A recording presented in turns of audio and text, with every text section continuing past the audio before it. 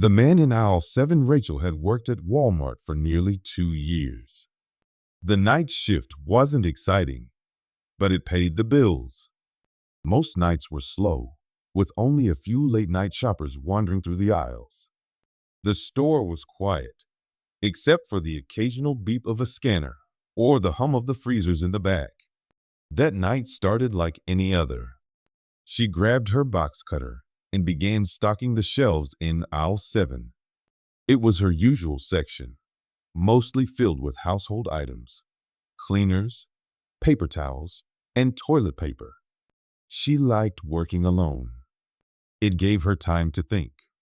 As she placed a roll of paper towels on the shelf, she felt it, the strange sensation of being watched. Her hands froze.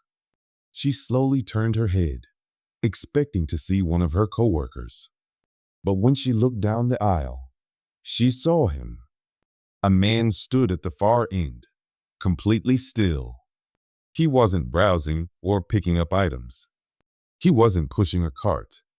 He was just standing there, staring at her. Rachel swallowed hard. He wore a long, dirty coat, and his face was unnaturally pale.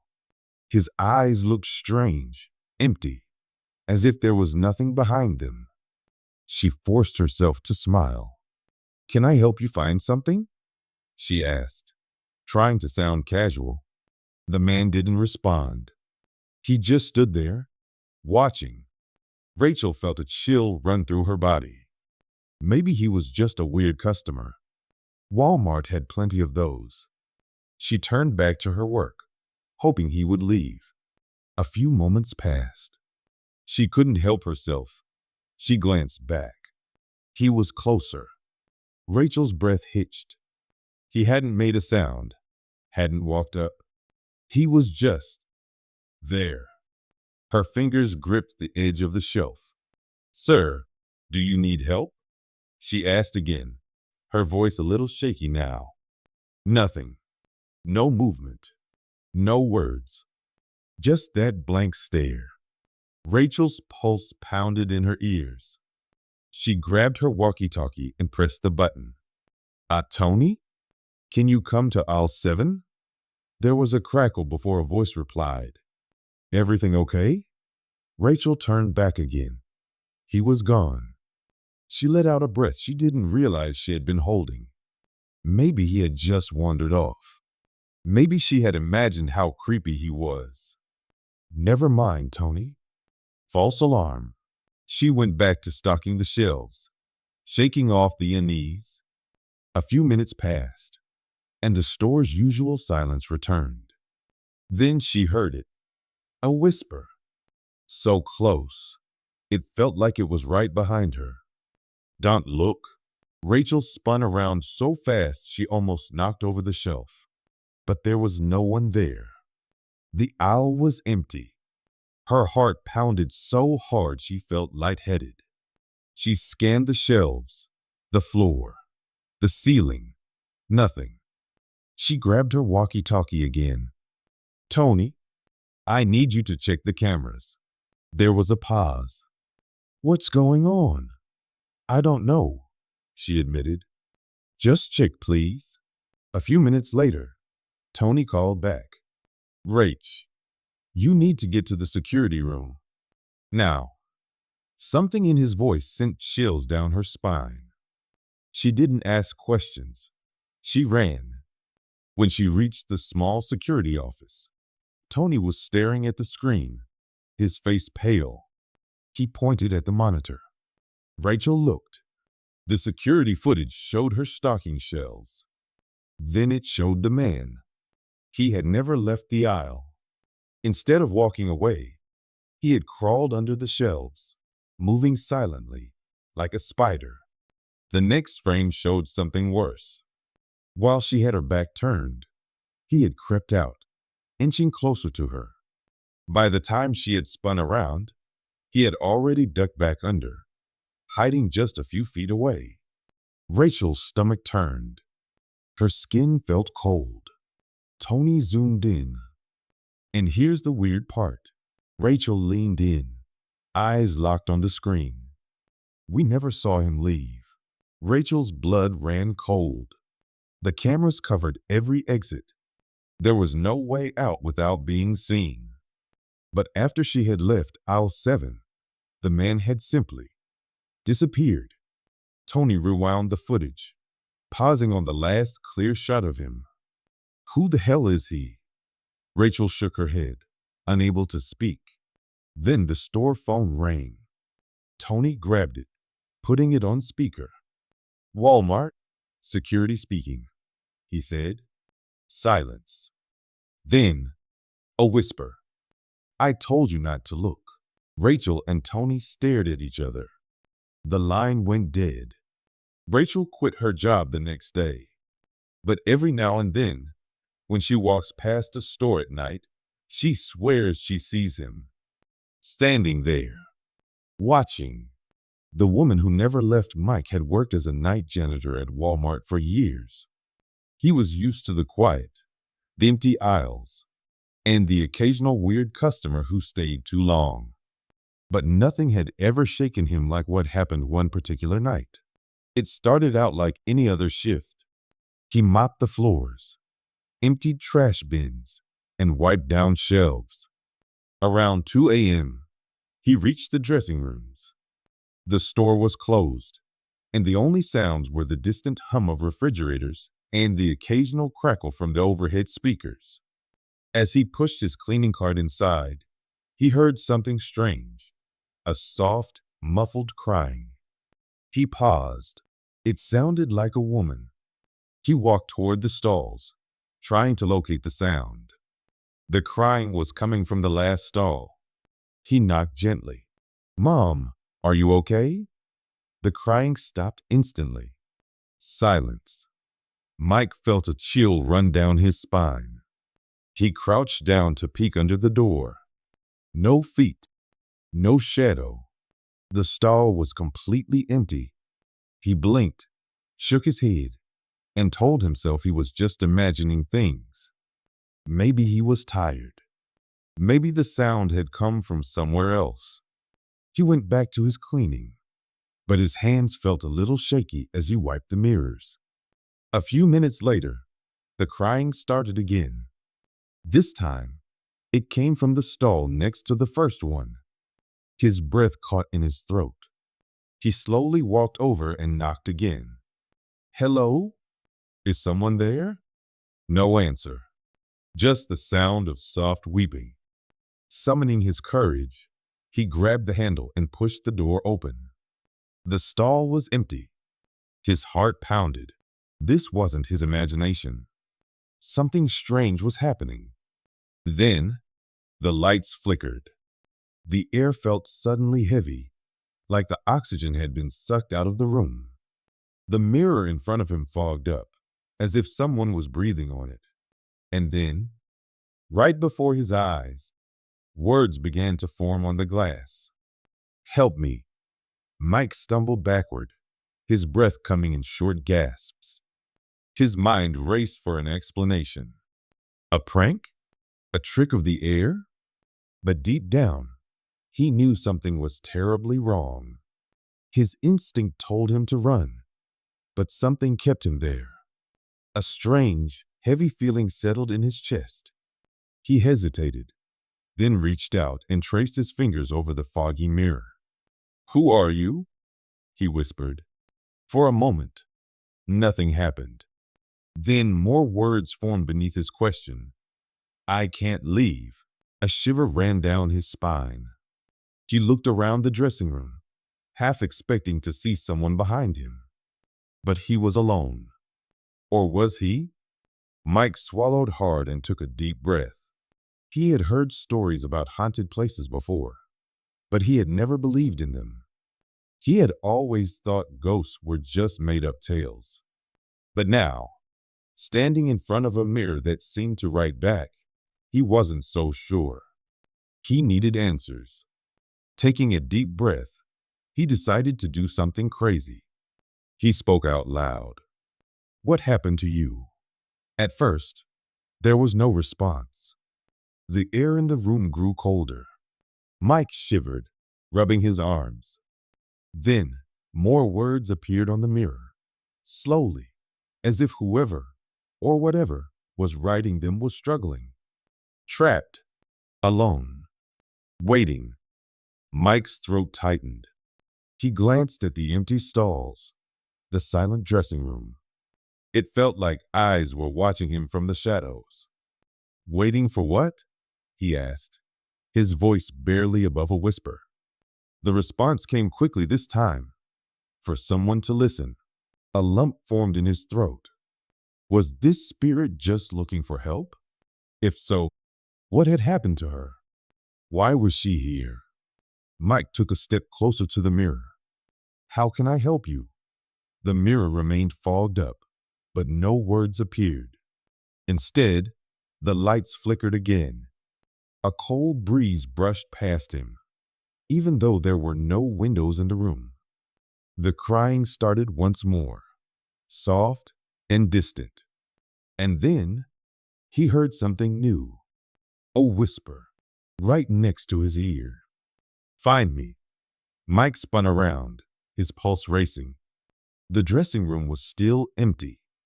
His instinct screamed at him to leave, but something inside him, a mix of curiosity and an odd sense of responsibility, kept him rooted to the spot.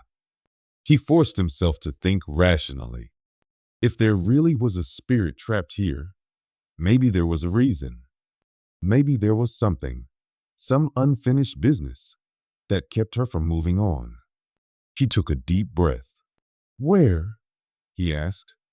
The mirror fogged up again, and this time, a different message appeared. Storage room. Mike hesitated. The storage room was in the back of the store, a place where old supplies, unsold merchandise, and broken furniture were kept. He had been in there many times before, but he had never noticed anything strange. Until now. He gritted his teeth, grabbed his cleaning cart, and pushed it out of the dressing room. He needed to check this out. As he made his way through the darkened aisles, he couldn't shake the feeling that someone was following him. The hairs on the back of his neck stood up, and every small sound made him jump. The store, which had always felt normal, now felt different, almost alive. When he reached the storage room, he hesitated before unlocking the door. It creaked open, revealing rows of dusty shelves, old boxes, and forgotten items. The air smelled musty, untouched for who knew how long. He stepped inside and looked around. Okay, he muttered. I'm here. Now what? For a moment, nothing happened. Then, a box on the top shelf shifted slightly, as if someone had nudged it. Mike's heart pounded.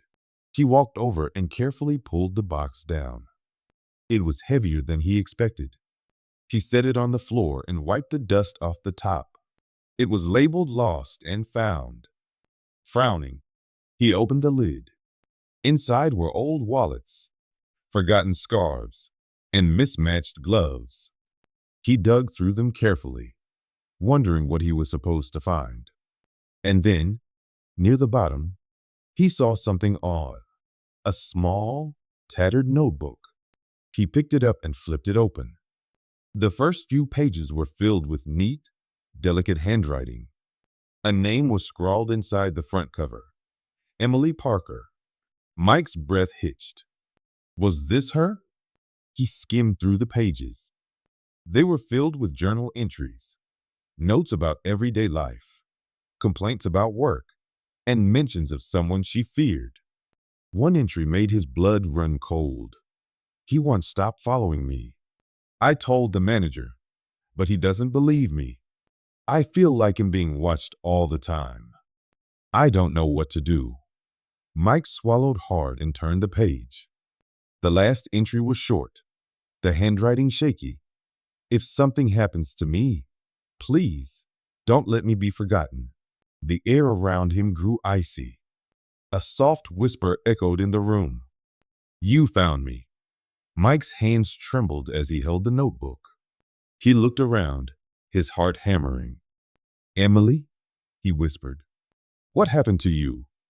The lights flickered, and for the first time, he saw something move in the shadows. A faint outline of a woman standing near the doorway. And then, just as quickly as she appeared, she was gone. Mike knew what he had to do. The next day, he took the notebook to the police. He told them everything. They were skeptical at first, but after some investigation, they discovered something chilling. Emily Parker had been a Walmart employee. She had gone missing years ago. No one had ever found out what happened to her. Until now. Mike didn't know if Emily ever found peace. But after that night, the dressing rooms were never the same. The crying stopped.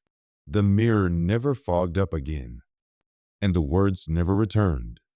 But sometimes, late at night, when the store was quiet, he still felt a presence watching him.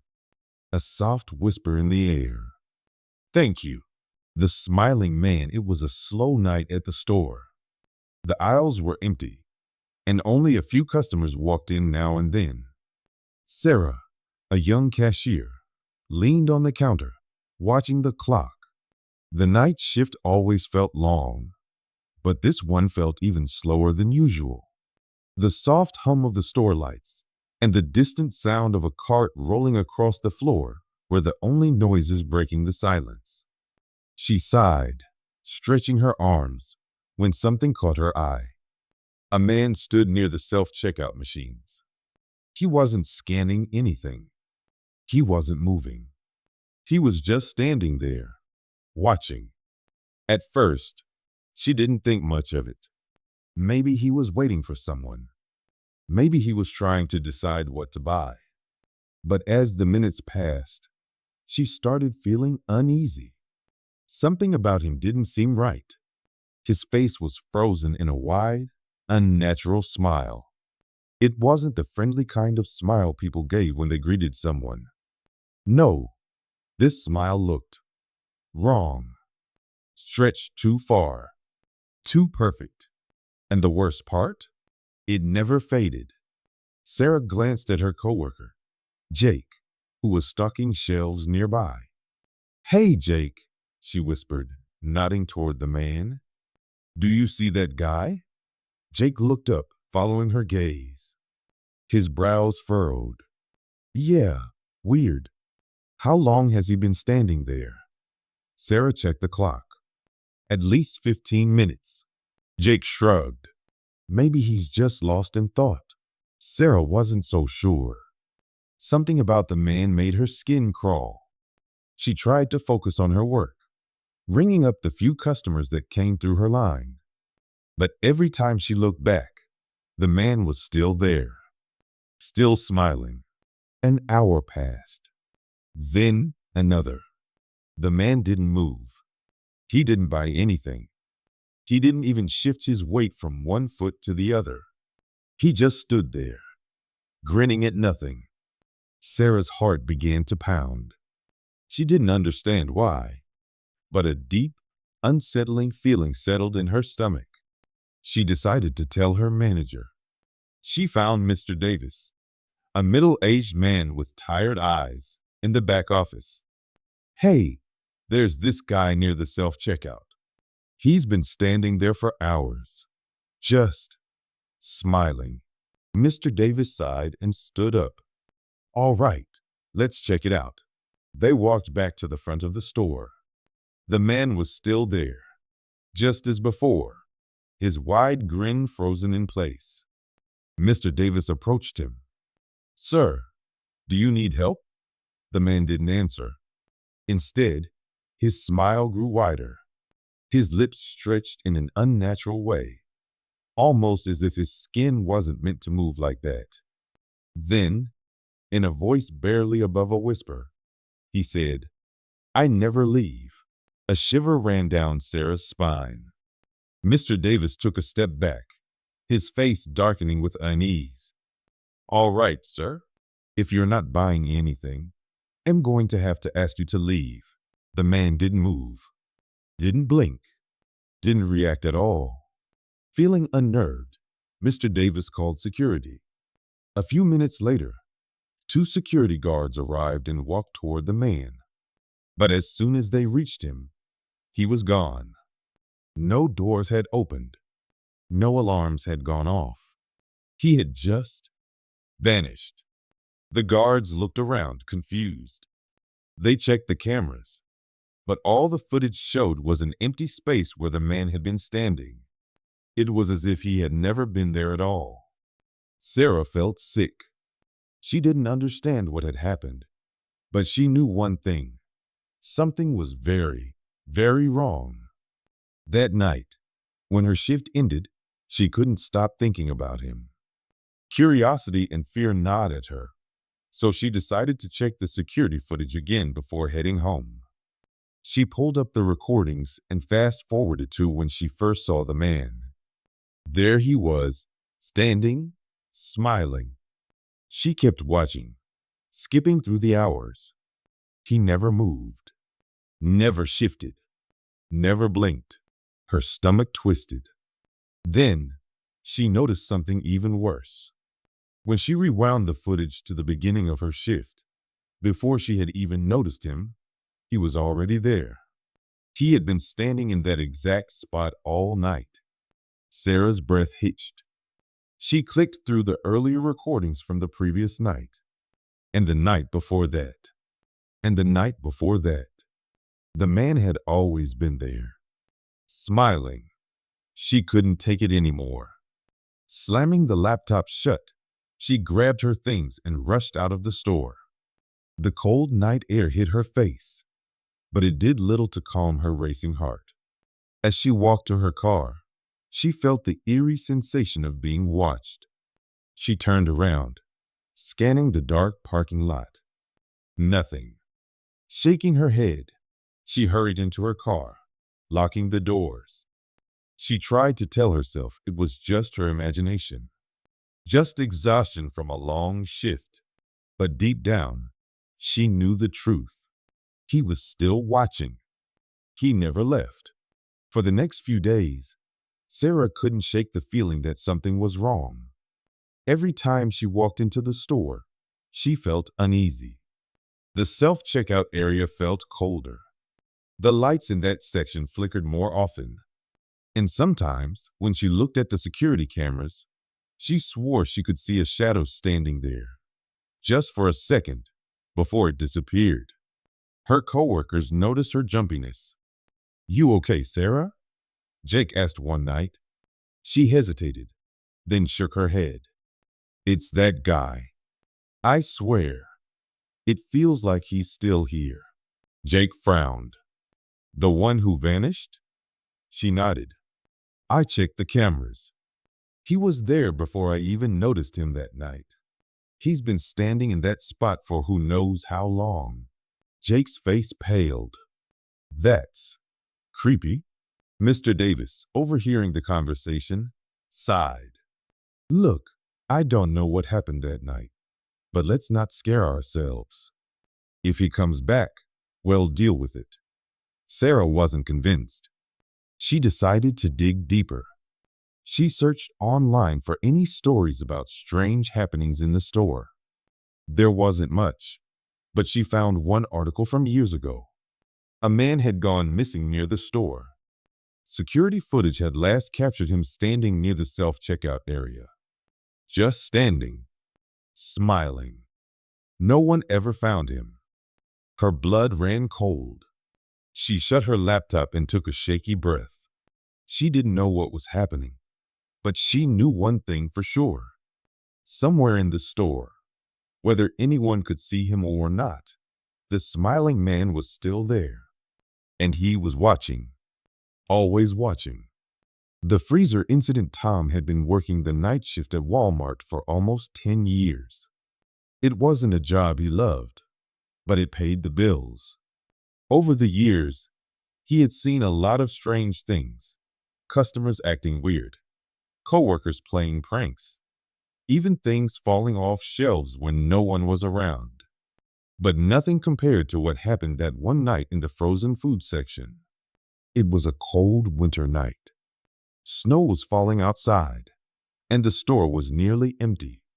Only a few late-night shoppers wandered the aisles, their carts squeaking on the shiny floor. Tom was in the frozen food section, stacking bags of vegetables on the shelves. He liked this part of the job. It was quiet, and he could take his time. As he placed a bag of peas on the shelf, he heard a noise. It was faint but clear. A knock. He turned his head, listening carefully. The sound had come from the walk-in freezer at the end of the aisle.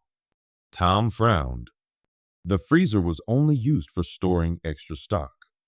No customers went in there, and the only employees with access were the stockers and the manager. Maybe someone had gone inside and needed help getting out? He walked over to the freezer door, the cold air making his breath visible. He hesitated for a moment, then knocked back. Knock, knock, silence. Tom chuckled to himself. Maybe it was just his imagination. He turned to walk away when, knock, knock, knock. This time, it was louder, more urgent. A chill ran down his spine, and not just from the cold air. He grabbed the handle and pulled the heavy metal door open. The freezer was empty. Tom stepped inside cautiously.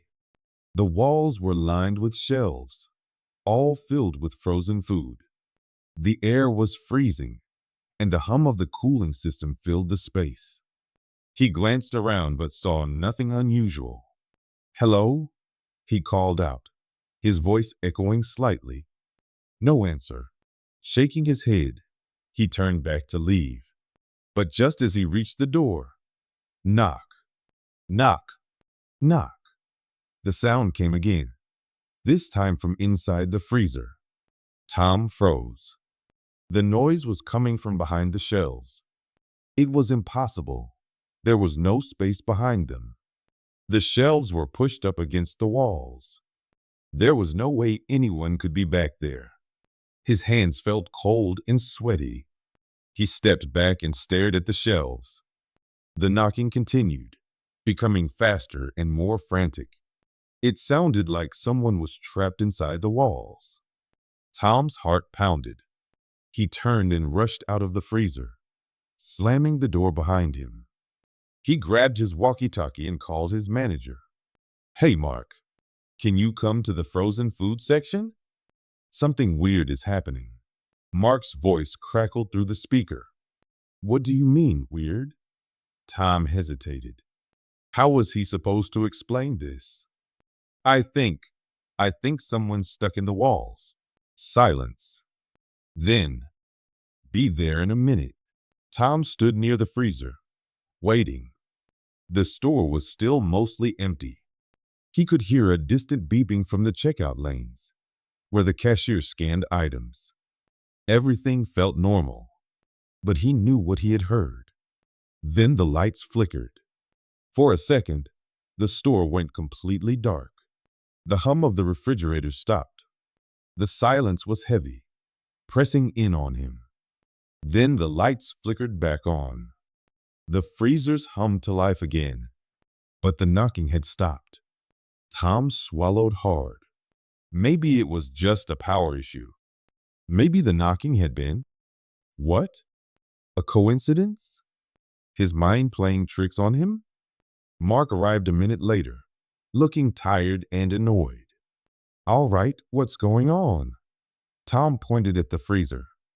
"I heard knocking from inside, but when I checked, no one was there." Mark sighed. "Probably the pipes. This old store has a lot of weird noises." Tom shook his head.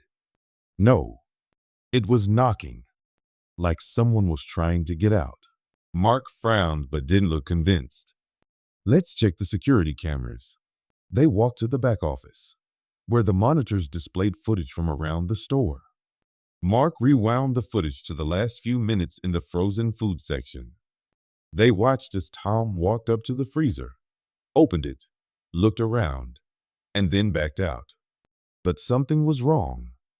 As Tom turned to leave the freezer, a faint shape appeared in the frost on the glass door.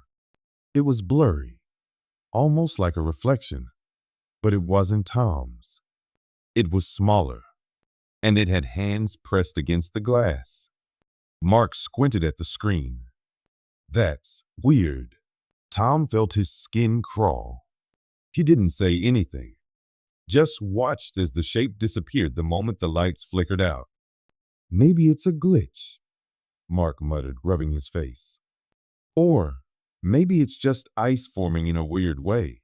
Tom wasn't convinced. The rest of his shift passed uneventfully, but he couldn't stop thinking about the freezer.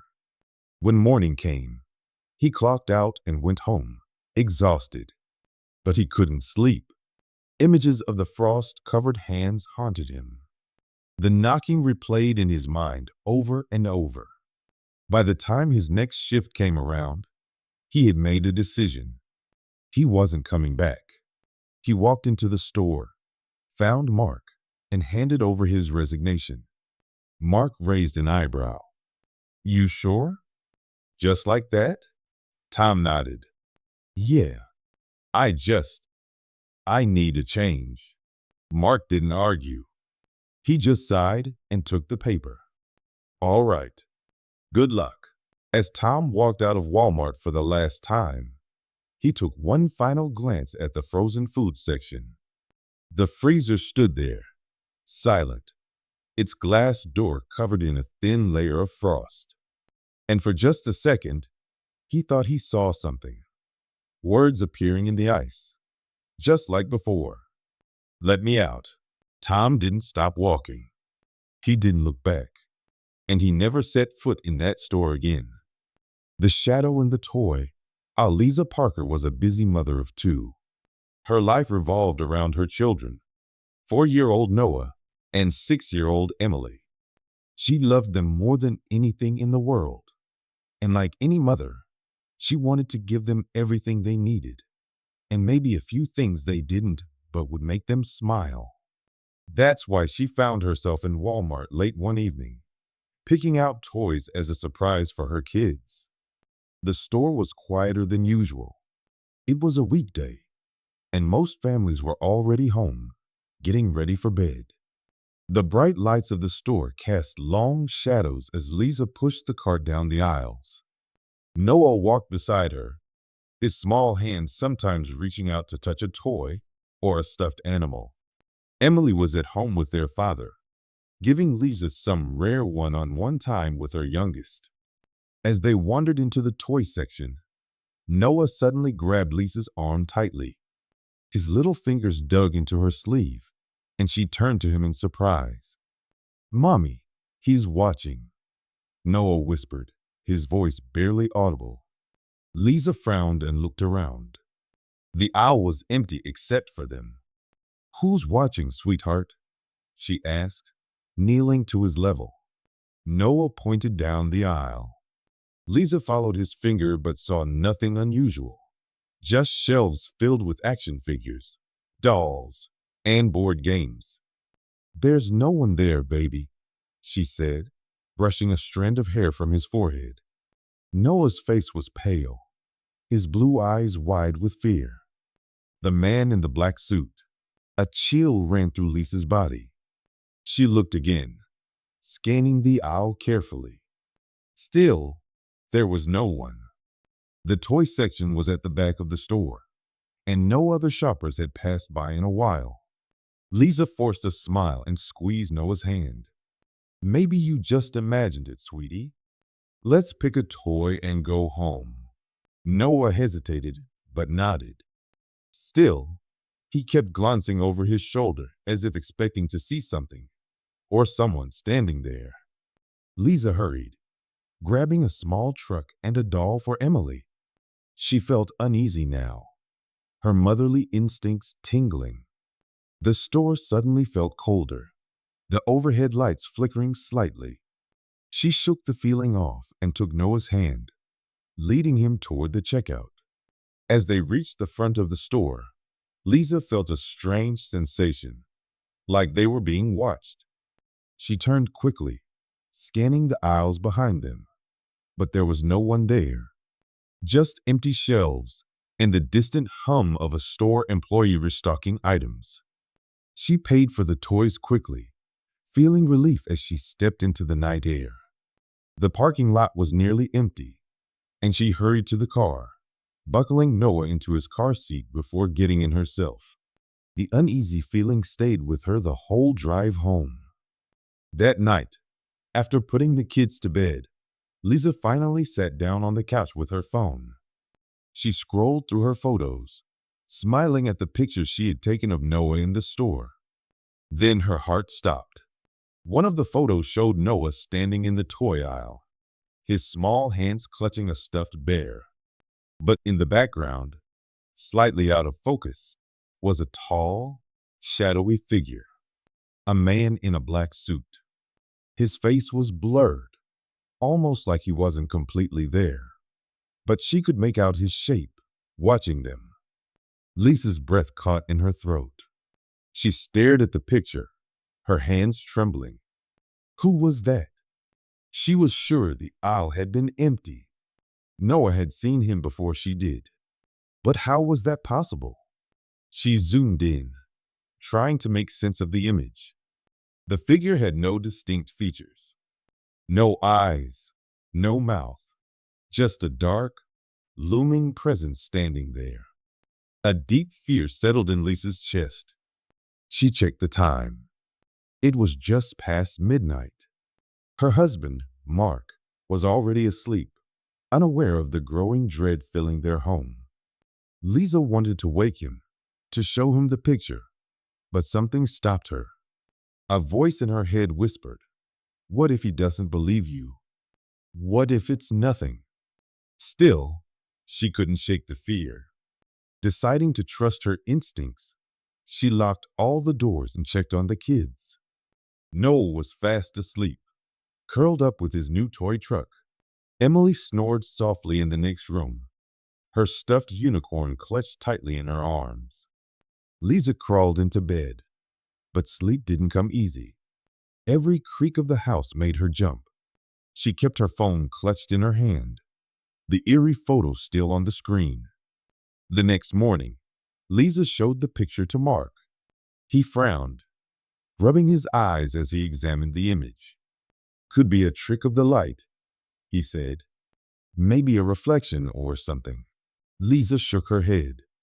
"No, Noah saw him. He told me there was a man watching. And I swear, I didn't see anyone there when I took this picture." Mark sighed. "It's creepy, I'll admit. But maybe it's just some weird camera glitch." Lisa wasn't convinced, but she let it go. She didn't want to scare the kids. But she made a silent decision. She would never take them back to that Walmart again. As days passed, Lisa tried to forget about the incident. She deleted the photo from her phone, but the image was burned into her mind. She told herself it was nothing, that her mind was playing tricks on her, until the nightmares started. Every night, Lisa dreamed of the toy aisle. But in her dreams, she wasn't alone. The man in the black suit stood at the end of the aisle, staring at her. He never moved, never spoke, just stood there, watching. One night, she woke up gasping, drenched in sweat. She turned to check on Mark, but something felt wrong. The room was too quiet. The air felt heavy. Then, from the baby monitor on her nightstand, she heard it. A faint whisper. "Mommy, he's watching." Lisa bolted upright, her heart hammering in her chest. The voice was Noah's, but it sounded distant, distorted. She grabbed the monitor, staring at the small screen. Noah's bed was empty. Panic surged through her as she ran to his room. The door creaked as she pushed it open, her breath catching in her throat. Noah stood in the middle of the room, facing the window. His small body was still, his hands at his sides. "Noah?" Lisa whispered, stepping closer. He didn't move. She reached out, placing a hand on his shoulder. At her touch, He turned slowly to face her. His eyes were open, but they looked wrong and focused, like he was looking at her. Noah, what's wrong? She asked, trying to keep her voice steady. He's here, Noah whispered. Lisa swallowed hard. Who, baby? The man in the black suit. The room suddenly felt colder, the shadows in the corners darker. Lisa grabbed Noah and held him close, whispering reassurances as she led him back to bed. She stayed with him all night, but sleep never came. The next morning, Lisa packed a bag. She didn't care if it sounded crazy. She wasn't staying in that house another night. She didn't know who or what the shadowy figure was. But she knew one thing for sure. She had seen it. Noah had seen it, and it was watching them.